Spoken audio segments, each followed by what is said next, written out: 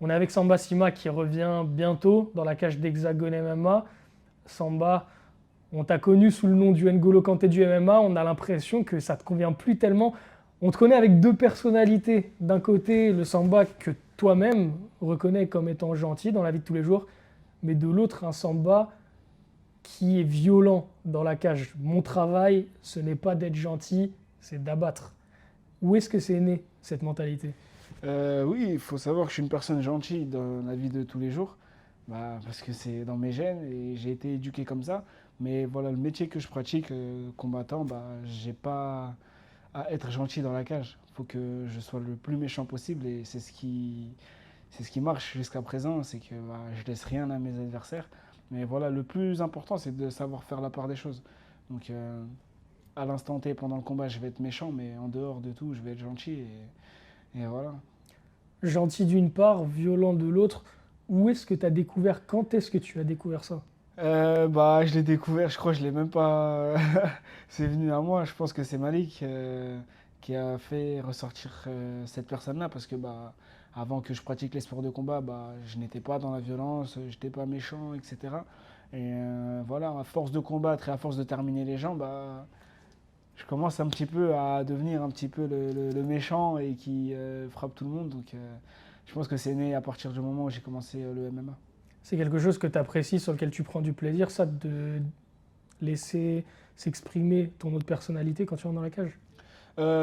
C'est pas quelque chose entre guillemets pour moi je suis gentil même dans la cage tu vois mais j'ai pas c'est pas quelque chose que j'affectionne particulièrement d'être méchant tu vois mais voilà faut que je sois intransigeant avec mon adversaire. Et dans la cage, on a découvert lors de tes derniers combats une qualité de showman aussi. Oui, oui, c'est ça en fait, j'aime bien tester des choses.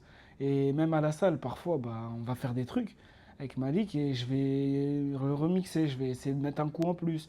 Et parfois, j'essaie de mettre des coups spectaculaires et c'est de là qui est sorti mon côté showman. Et ouais, j'en suis fier parce que ça différencie de tous les autres combattants. On en parlait juste avant avec Paul Dena, il y en a qui se différencient en dehors de la cage par rapport à l'image, par rapport à la communication. Il y en a une autre catégorie dont toi tu fais partie qui, eux, se démarquent par le spectacle dans la cage. 2-0, 2 KO, et désormais tu vas enfin, je dis bien enfin, combattre à Paris, parce que ça devait se faire, il me semble, il y a quelques mois. Ça devait se faire, oui, mais mon adversaire n'a pas eu de visa et ensuite on a essuyé pas mal de refus. C'était normal parce que 2 jours prendre un combat pour certaines personnes c'est un petit peu compliqué. Mais ouais, il y en a qui se forgent une image hors de la cage en faisant beaucoup de bruit sur les réseaux, etc. Moi, c'est pas dans ma personnalité, c'est pas quelque chose que j'aime particulièrement faire, mais voilà, le jour du combat, je vais faire tout pour qu'on n'oublie pas qui je suis. Mais le côté Paris, combattre à la maison, À Paris, la maison, c'est incroyable. Et j'espère que ça va se faire parce que à chaque fois que ça devait se faire, ça ne s'est pas fait. Mais là, je pense que c'est bien parti pour que je puisse combattre enfin à domicile, que tous mes proches puissent venir regarder ce que je fais tous les jours dans la salle, là où ils peuvent pas venir me voir. Et franchement, ouais, c'est incroyable. Je combats à domicile. ils étaient nombreux déjà lors de ta dernière sortie à Orange. Cette fois, plus personne ne manquera à l'appel, ils seront tous là. Là, ils seront peut-être tous là, mais en tout cas, je sais que ceux qui ne seront pas là seront derrière leurs écrans. Et ouais, ça va être un boucan. Je pense que avec le COP de Wally, on sera les plus brillants. C'est important d'avoir les tiens qui te suivent et qui te supportent. C'est important, ça me permet d'avoir une stabilité mentale, me dire que ce que je fais, c'est reconnu par mes proches et qui sont derrière moi parce que on est souvent seul et on pense qu'on est tout seul, mais non. Derrière, il y a nos proches, il y a nos familles, il y a nos amis. Donc, ouais, c'est un plaisir de savoir que je suis bien entouré. Tout à l'heure, tu parlais de refus, ce qui a malheureusement fait l'objet de l'annulation de ton dernier Mm. combat. Tu parlais d'une raison liée à un visa et surtout à un short notice 2 jours avant aussi, c'est compliqué. Ouais. Est-ce que c'est quelque chose, une difficulté à laquelle tu es confronté? Est-ce que tu essuies beaucoup de refus? Bah oui, c'est quelque chose à laquelle je commence à être confronté, c'est que parfois on va essayer de ne pas m'affronter et c'est comme ça, hein. Plus on monte et plus on va faire un petit peu peur à certaines personnes et ça peut arriver aussi dans notre cas aussi, on va essuyer des refus mais faut passer le cap. Ça fait plaisir, c'est un signe de réussite, ça, quelque part, d'essuyer beaucoup de refus, de montrer qu'on fait peur aux gens. Pas tant que ça, parce que bah, après, on est bridé, tu vois. Là, je devais combattre à Paris, j'ai fait ma prépa, mais au final, bah, les mecs, ils refusent. Donc, ça fait plaisir à l'ego, parce que je me dis, ah ouais, ils me craignent, mais au final, j'ai fait tout ça pour rien, donc non. C'est un plaisir particulier. Samba, on en est où sur ton contrat Hexagone? Combien de combats il te reste dans l'organisation? Il me reste 3 combats, donc, enfin, après celui du 9 janvier, donc il me reste 3 combats. 3 combats, il y a déjà un champion, Ouais. Léopold Goy, dans ta catégorie. Il y a aussi un autre prospect que tu as déjà affronté, Souil Areski. C'est quoi la suite idéale pour toi? Qu'est-ce que tu te vois faire? Qu'est-ce que tu vises? Bah, moi, je vise la ceinture.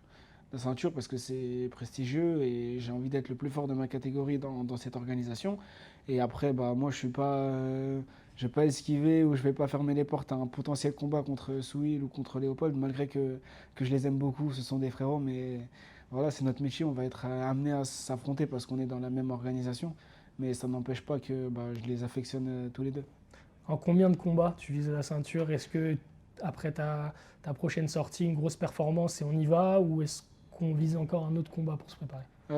Bah, pour moi, je pense que ouais, j'aurais préféré faire ce combat-là du 9 janvier, ensuite un autre pour vraiment montrer que je suis un prétendant dangereux. Mais je pense que si j'en ai l'opportunité, je le fais directement après mon combat de Hexagone Paris. Souil Areski, Léopold Goy, ce sont des compatriotes. Souil, tu l'as déjà affronté plusieurs fois en carrière amateur. Aujourd'hui, on vous promet tous les deux à de grands avenirs dans le sport. Qu'est-ce que tu penses, toi, des affrontements franco-français? Moi, j'aime bien, j'aime beaucoup parce que bah, ça nous permet de s'affronter, de voir qui est le plus fort, de voir aussi bah, comment on gère le stress entre Français et comment est-ce que ça va se passer. Et franchement, je suis pour ces affrontements-là. Et il n'y a pas de ouais, ils vont chercher des gars de l'étranger pour. Non. Entre Français, on va se battre et on verra qui est le plus fort. Ennemi dans la cage, frère en dehors. Exactement.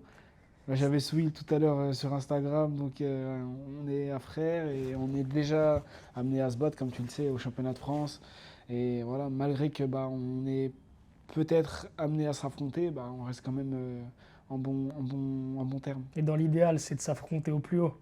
C'est ça, au plus haut pour une ceinture ou plus haut dans une autre orga. C'est quoi les passions de Samba Sima et les centres d'intérêt en dehors du MMA?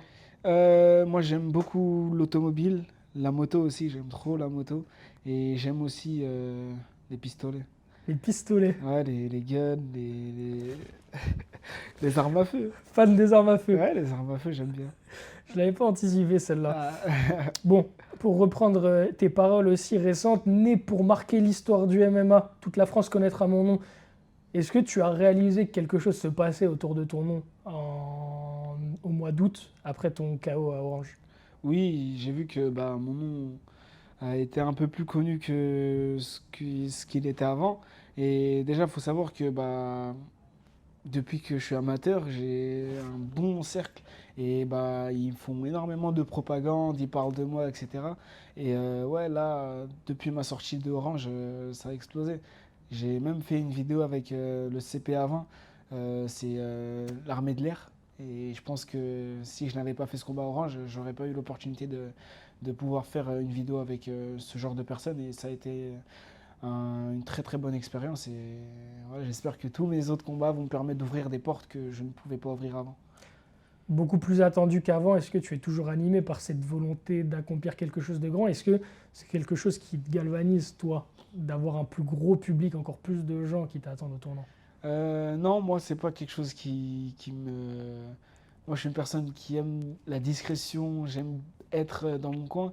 Et ouais, bah, plus je vais monter, plus je vais faire de combats, plus je vais être connu. Mais c'est pas ce que j'affectionne le plus dans ce sport. Moi, j'ai juste envie de combattre, mettre en œuvre ce que j'ai appris et faire le show pour mes proches.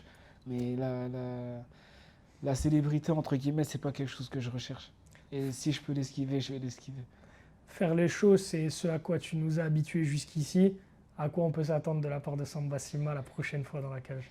Là, bah, pour la prochaine, un KO, deuxième round. Et des mouvements sortis de nulle part. Je vais essayer d'innover et écouter ce qui se passe dans ma tête. Comme d'habitude. Comme Merci d'hab. beaucoup, Samba. Merci à toi.